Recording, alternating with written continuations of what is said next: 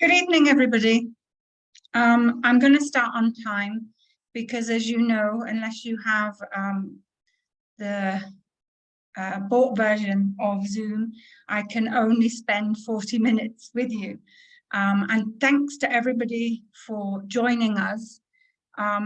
Because of the time that we have on this particular workshop, I am going to go through the presentation. And if you have any questions at the end, if we have time, fabulous. I'll open the chat up. If we don't have time at the end, please can you email me and I'll give you my email address at the end. So again, thanks everybody for attending this evening. It was designed specifically for those people who couldn't come face to face. You'll also be aware that we're recording. And so therefore, if we're recording, what we will do is send it to everybody afterwards as well. So even those people that aren't available at this time of the evening, what we'll do is make sure everybody has a copy of it. One of the things, especially from those parents who were with us last year, you will know that one of my biggest passions is my love of the British curriculum. And I did deliver a workshop similar to this last year, but I wanted to repeat it because I want to share with you why I think the British curriculum is actually the best curriculum in the world, and why maybe some of the experiences you've had in other schools will be different from the experience you have at the City School in Sharjah. Because what we do is deliver the curriculum the way it was designed to be delivered. And I'll talk more about that as we go through. So again, thank you for joining. Just going to move on. Okay, so the first thing that's really important, and you all obviously know, is that you don't have to be in the United Kingdom to get the benefits of what is a great British education. I spent 26 years in the UK working in schools as a maths teacher, as a principal, and I've been here 4 years as a principal. Not all schools look like this in the UK, but you can see that we're very, very proud of what we do, what we offer. And I know a lot of you will be considering, when your children are old enough, to be sending your children to some of the best universities in the world that are in the UK. And there's a reason for that. It's because the curriculum prepares really well for it. So the British curriculum is also known as the British National Curriculum for England. In fact, that's actually the real name for it, is the National Curriculum for England. And why it is so unique and why it is so brilliant is because it isn't about low-level learning. It is about creativity, critical thinking, and flexibility. And what that actually means, honestly, is that what we do is that we take the learning to a different level. A lot of it is hands-on, and we teach the children the skills they need, life skills, but also skills that are required in their future careers. And so we literally teach in a very different hands-on, contextual way. So if you look and Google what are the benefits of a British curriculum, which I did myself to make sure that I was being fair. The first and the most important thing is it's a globally recognized system. We know this. There is a reason you've chosen to come to the City School Sharjah and access a British curriculum. And you've done it because you know it is one of the best curriculums in the world. It's one of the most widely taught. And also the most, I suppose what I'm saying is it's both well known, but also, you know, very valued amongst people in education. It's been around in this form since 1988. It doesn't mean that we just started teaching in the UK in 1988, but this curriculum and the way it's been designed and how we deliver it has been around since 1988, built on centuries of experience from people who have researched how children's brains work and how best to engage them in their learning. So not only is it one of the most widely used, you also know that as in the UAE, we are here for a particular period of time, and then we might move to another country. We move around all of the time, and so therefore we need a curriculum for our children that can be taken with us around the world wherever we go. And so for that reason as well, it's really good to access the British curriculum, because you can follow and find a school that delivers the British curriculum in every country in the world. So you can take your children and move from one country to another and still follow the same curriculum, and the children will still be able to access the similar learning. So it is also, you know, rigorous, and by rigorous, it's a good word to use that means it's hard, and we make absolutely no apologies for the curriculum being hard. But the interesting thing is, when you speak to the children, most of them don't think it's hard, and that is down to how we teach it. Now, it is so rigorous that actually, if you follow the British curriculum right through to GCSEs and then follow on to A-levels, if your children get good grades in their A-levels, they actually can study at university for 3 years instead of 4 years. So they do not have to do the foundation year, because the A-levels are such a high standard that they don't need to do that additional year. It's also a very trusted brand. People ask for it, people want it. And we all know what it's like when people are craving something. We want to know what it's about. And actually, this is why I'm going to go through this today with you, to explain why it is that people are keen for their children to go and become part of this wonderful, prestigious curriculum. So after it being globally recognized, the wonderful thing about the British curriculum is it focuses on breadth and depth. And what we mean by that is that the number of subjects that they study is huge, because we want them to have a taste of everything, and we want to find out where the children's talents lie. So there's a great amount of breadth, and then depth, because we go into deep learning. It's not surface learning. We speak to the children, we ask them to learn, and I say to people, our children learn with their souls. It's everything, it's the foundation, so that they can continue learning on their own, independently, because we've given them a love for learning, because they've gone into detail and they understand the curriculum. So if you look here, you can see that actually in the different key stages, so in the British curriculum, we talk about key stages and we talk about year groups. And you'll be aware that year groups and grade groups are different. So year groups are from, so year 1 is when you're 5. And if you look at other curriculum, they call that KG2, KG1. No, I was right the first time, KG2. Okay, so what you do with the year groups is you take one number away and it gives you what the grade is. So for example, our year 6 is equivalent to most other curriculums grade 5. Okay, so it's really important that you understand that, because when you are looking for a school that is a British curriculum school, you want to look for a school that talks about year groups, because all our curriculum is based around year groups, not around grade groups. But here you can also see the variety of subjects that are taught, right from year 1 all the way through to year 11. Now, these are the main key stages of the British curriculum. However, you will know that in our school especially, we have a fabulous, outstanding provision prior to Key Stage 1 that is called EYFS, that's Early Years and Foundation Stage. And that's when your children are in FS1 and FS2.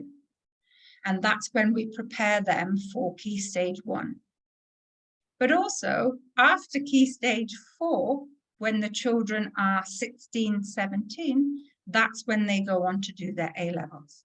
So although we talk in the British curriculum about Key Stages 1, 2, 3, 4, we also have a phase before Key Stage 1 and sixth form after Key Stage 4, which is when they do their A-levels.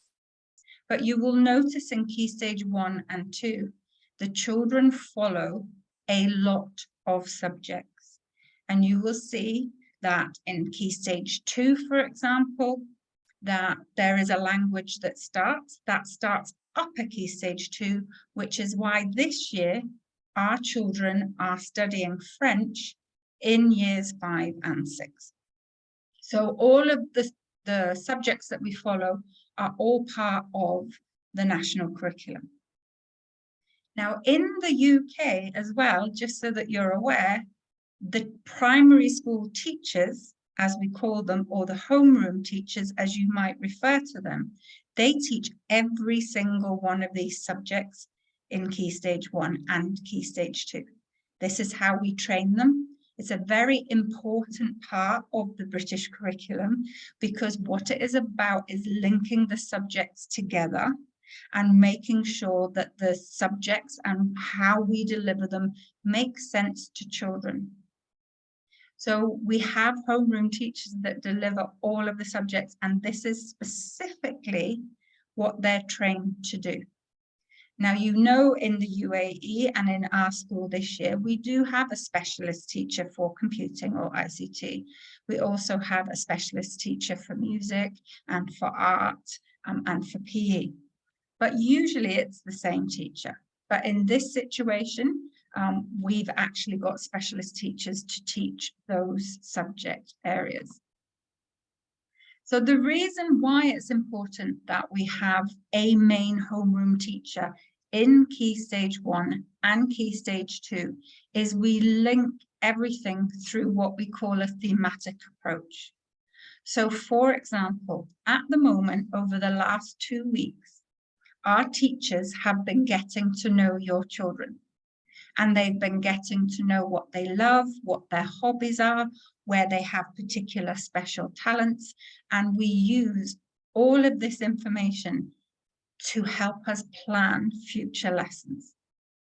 So a lot of what we're going to deliver to your children this year has not even been designed yet, because we take the curriculum and we deliver it in order to meet your children's needs.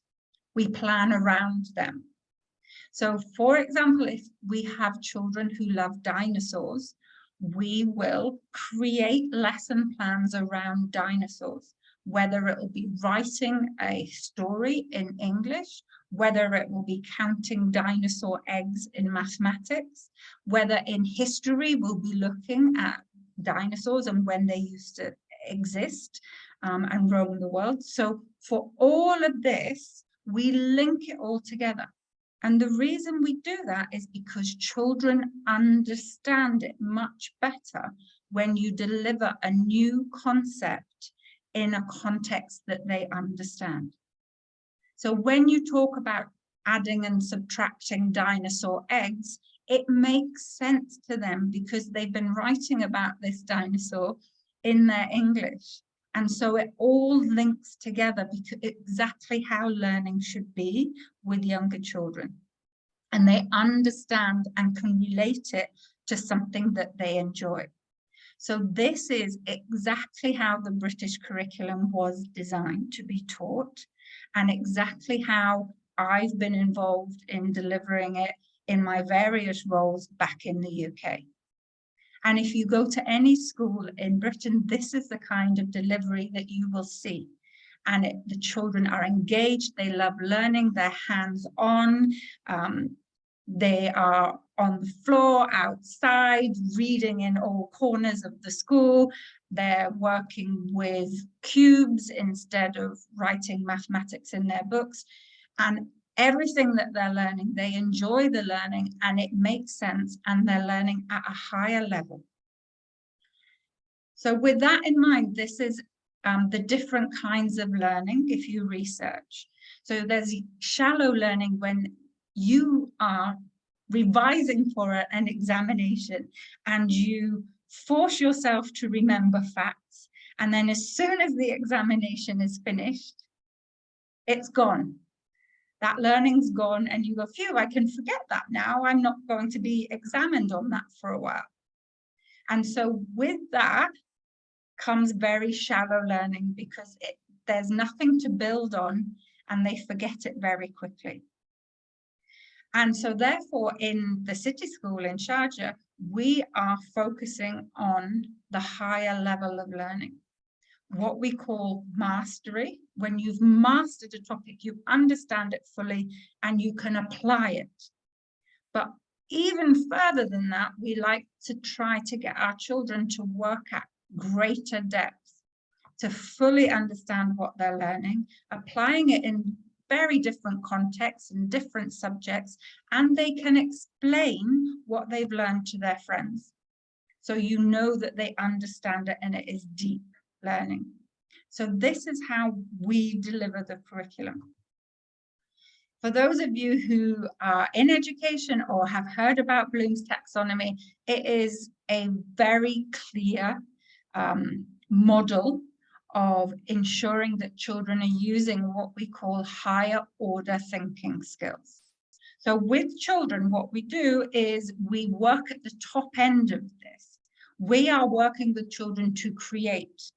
And those of you that were with us last year and saw the results of the Science and the Innovation exhibition, you will see that our children are creating their own science projects. They're working at very high level. They're not doing the remembering, which is just recognizing and recalling facts and really not understanding these facts. They're just being told you have to remember them. For those of you who remember, and if you were at school, what it's called is rote learning. So when you are rote learning, you're just remembering for short term and it doesn't stick and it doesn't stay for long enough for you to build on that learning when you come back to that idea next year. So we, as you can imagine, really try to focus on higher order thinking skills when the children are learning. So they're working at a high level with each other, coming up, creating and evaluating each other's work. And that's when the true proper learning really takes place. So you will see, if you've been for a tour, but even if you haven't, you will see in our classrooms lots of ideas and lots of activities that are live and hands-on and experiential. So we will have markets and selling bananas, and we will talk about people who help us and dress up in costumes. We will be on the floor working out how to create certain areas and surface areas. We will be inquiring for ourselves and going to find out answers to our questions rather than being told the answers. We're a great international school, so many nationalities in our school now. And so we work together to understand each other so that we become a global community. We are constantly doing things, painting things, working on things, reading in the library. This week is Literacy Week and it's been fabulous. We can't wait till tomorrow for all of the children to come in wearing their hats with special socks. And taking some time out and sitting in comfortable places around the school, reading and gaining a love of reading, because as we can imagine, that helps us access every area of the curriculum. We want to build gardens or plant plants and everything, and the children can watch the growth, and we can talk about, you know, chlorophyll and what it takes for a plant to grow, and they can watch it and they can do experiments and see what happens if you water a plant too much or too little, and actually experience for yourself rather than just reading what a textbook tells you happens. And this is why we have our science lab, and every week from year 1 to year 6, all of our children spend one lesson a week in the science lab actually doing experiments. So we're very hands-on with it. We focus on breadth. We go really deep into the curriculum, and the children learn through experience. So the next benefit of the British curriculum is our well-defined key stages. So by the end of each key stage, it is very clearly set out what the children should have learned at this point in great detail.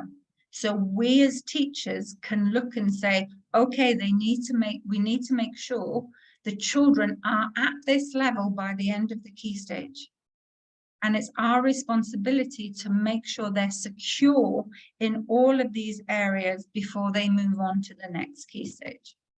So you've seen this already because it shows you all of the subjects that we have, but I just want to show you again that in the key stages, and this time I've put the grades underneath, but in these key stages, they're very distinct. At the moment in our school, we have EYFS, which is before key stage 1. We have key stage 1, which is years 1 and 2. And so we have a special curriculum that's been designed for 5, 6, and 7-year-olds. Then in key stage 2, we have a curriculum designed for 7, 8, 9, 10, and 11-year-olds. And in the British curriculum, key stage 1 and key stage 2 are called primary. And this is when they all have homeroom teachers that deliver the mathematics, the English, the science, and the humanities at City School. And actually right now, we only go up to year 6. So we finish at the end of key stage 2. But next year is going to be an exciting year for us because we move into key stage 3, which is our year 7. And this is when we start to introduce specialist subjects for every subject. So when they get to year 7, they will have a specialist subject teacher for every single subject. But until the end of year 6, we have homeroom teachers working with the children, linking the curriculum together. And not until we get to key stage 3 do we start preparing the children for the examinations that they will be taking at the end of year 11. Before year 7, they do not need to prepare for those kind of examinations. It's too early for them, and doing examinations for young children is harmful.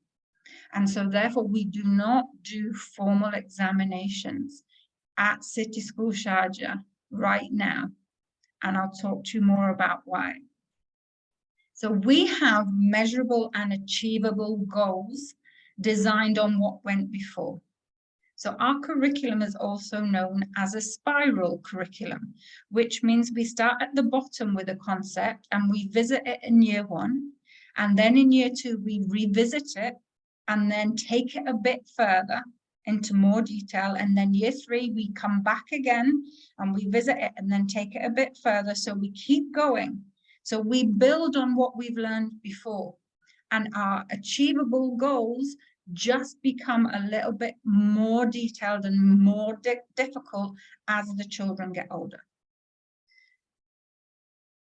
Some people have asked me before, do you follow the Cambridge curriculum or the Collins curriculum? I need to explain, these are not curriculum. What they are textbooks with resource ideas to help us deliver those goals that are in the national curriculum. So you will find in other schools that they will just follow a great number of textbooks, and they will start at page 1 and they'll go through to the end of textbook 1 and then start textbook 2 and then start textbook 3. That is shallow learning. It is not how the British curriculum was designed to be taught. Some schools want to use this because they are wanting a curriculum that is pre-prepared and written and easy to follow, but the children do not engage in this kind of textbook-driven curriculum. It has been these curriculum, whether it's Collins, whether it's Cambridge, they have been designed for teachers who have not been trained how to deliver the national curriculum. And the beauty of my experience is I can come in and support our teachers and help them understand how the British curriculum should be delivered.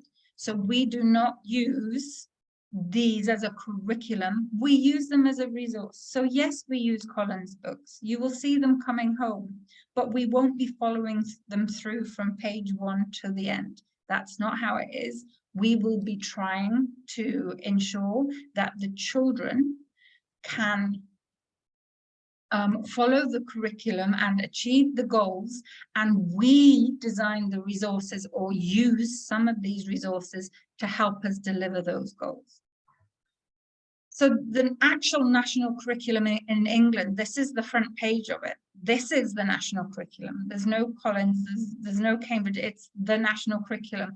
And it's called a framework because for each of the subjects, we have called programs of study. So in the national curriculum, we have a science program of study for each of the key stages. The one I'm showing you here is just for key stage 1 and 2. Inside that, these are the goals that I'm talking about. So these are the things that we plan to deliver to your children. This is by the end of year 3, the children under the plants topic should be taught how to do these things. These are the goals. And so we start from this place when we're planning our curriculum and think, how can we end up with the children achieving these goals? What resources do we need? Can we go on trips? Can we go outside? Can we plant things? Can we show from experience? And our curriculum is planned based on the children in the classroom, not following a book. So how do we measure how well the children are doing? Well, for those of you that were here last year, we use in school a program called Learning Ladders.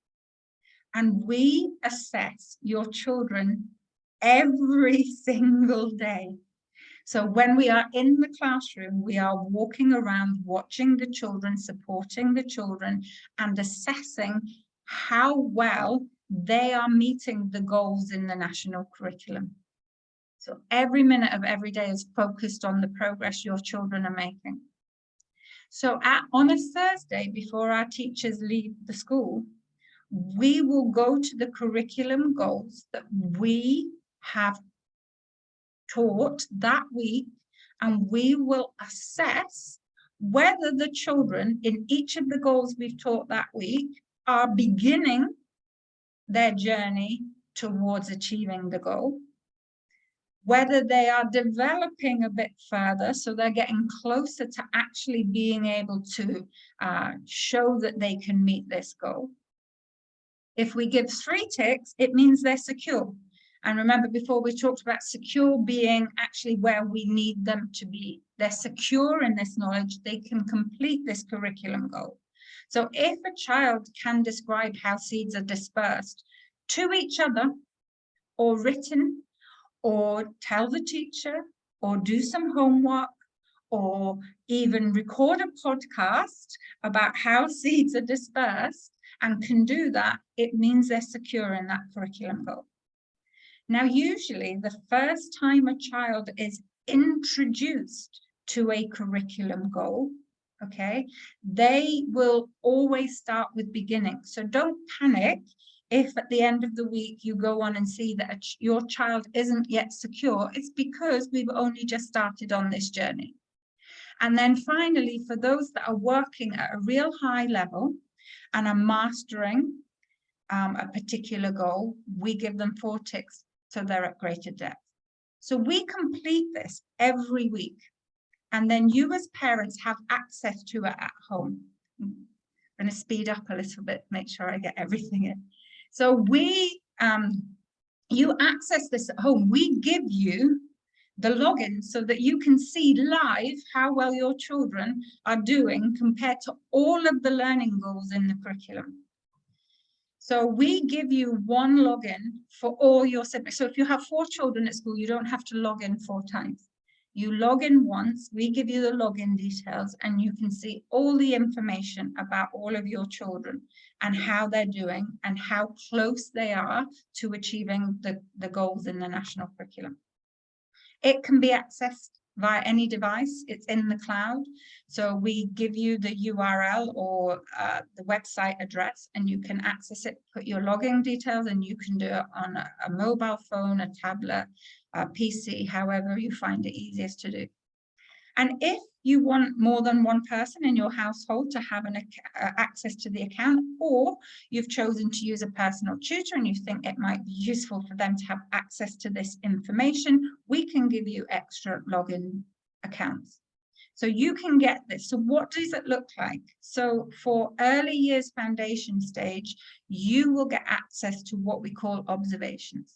So when they're very young, 3 and 4 years old, most of the ways we show you that your children are meeting their learning goals in EYFS is through observations. So we will observe your children. Can they hold a pen correctly, for example? Or we will, and therefore we'll take a photo or a video of them doing it, and we will upload it onto Learning Ladders and share that success with you. So you can go on with EYFS and you can click on and you can see the videos and the photos where your child has met their learning goal. In primary, it tells you how many learning goals have been started across all of the subjects. You can go into the particular subjects and you can see whether your child is secure in a learning goal or they are still working on a learning goal. So you can look at it from these are the latest ones we've done this week.